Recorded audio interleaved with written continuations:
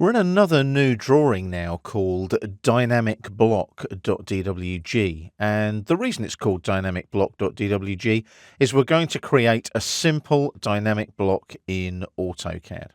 Now, dynamic blocks allow you to add parameters and actions to blocks so that you can basically manipulate the blocks more easily and more quickly in your AutoCAD drawings. Now, the dynamicblock.dwg is in the library. You can download it as usual to follow along with the video. Make sure that you are on the door layer, okay, like so. And you'll notice the arc and the rectangle that make up the door are on layer 0. Like we've done previously, when we create blocks, we make sure that they're on layer 0 first, and that way, when the block is inserted in the drawing, it adopts the current drafting layer. In this case, the current drafting layer being the door layer. Now, what we're going to do, though, is create a block in the same way as we would normally, but then we're going to add the dynamic features to it. So, we go in the Home tab on the ribbon, first of all, to the Block panel. We click on Create Block here, like so. Now, this time, we're going to call the block Door, but I always put a dash and then DYN, because then the description lets you know that it's a dynamic block, not a regular block. So we're going to pick a point for the base point, like we did in the previous videos. And we're going to come here like so and click there. There's our endpoint snap. We're then going to select objects, and we select the rectangle and the arc and press enter.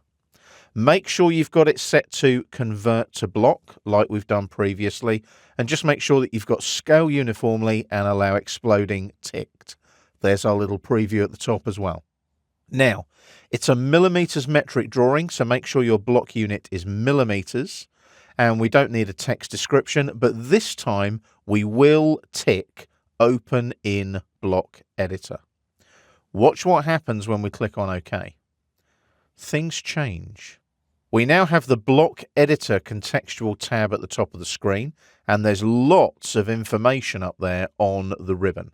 A lot of that we won't use because we're creating a very simple dynamic block. But you'll also notice we've got these block authoring palettes available to us as well. Just pan and zoom out slightly so that the door is a little bit smaller on the screen like so. So we're now in the block editor in AutoCAD. All we're going to do here is add a flip parameter and a flip action to our door block. So we go to the parameters tab here in the block authoring palettes, and there's our flip parameter. Now, when we come in, we need to specify a base point of the reflection line. To do this, we're going to use a snap override called mid between 2 points. Hold down Shift on the keyboard and right click. And we want this one here, third one down, mid between 2 points. And we literally go from this endpoint snap here, left click, to this endpoint snap here, left click. And can you see now that our parameter is a mid between those 2 points?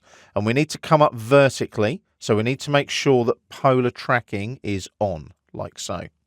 And just drag that vertically up. Can you see the polar tracking's kicking in? It's a little bit difficult to see on the grey background, but you can just about see the green line. So make sure you come up and past the arc of the door swing and click once. And now you can see your flip state 1, and we'll just place that, click there, like so. And we can give these flip states names if we want to. We're only placing one, so we'll just give it the default name for now. You'll notice that the flip parameter, the little arrow here, has a little yellow exclamation mark. What that's telling you is I haven't got a flip action applied to the parameter. So just roll back on the wheel a couple of notches to make sure that you can see everything, okay? Your door, your arc for the door swing, your flip state 1, and your little arrow and your little exclamation mark.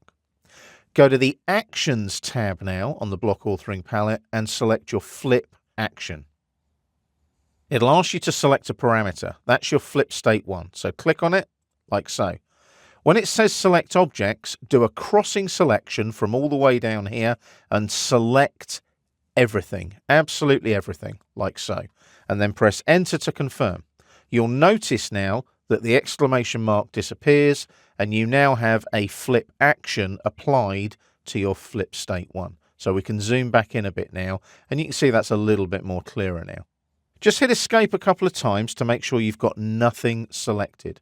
Now the nice thing is the block editor allows you to test your dynamic block before you make it go live. So we can go up here on the ribbon, see where it says test block? We're just going to click on test block. That takes us into a sort of drawing area. Can you see test block window, door DYN? So I select the block, select the little arrow there, and you can see it's flipping quite happily, like so. So I can close the test block on the ribbon, takes me back to the block editor. Now, what I can do now is go up here to close block editor, and it now says, do I want to save the changes to my door DYN dynamic block? Yes, I do. So I'll save those changes. So now you'll notice it's a block and it's on the door layer because we created it on layer 0.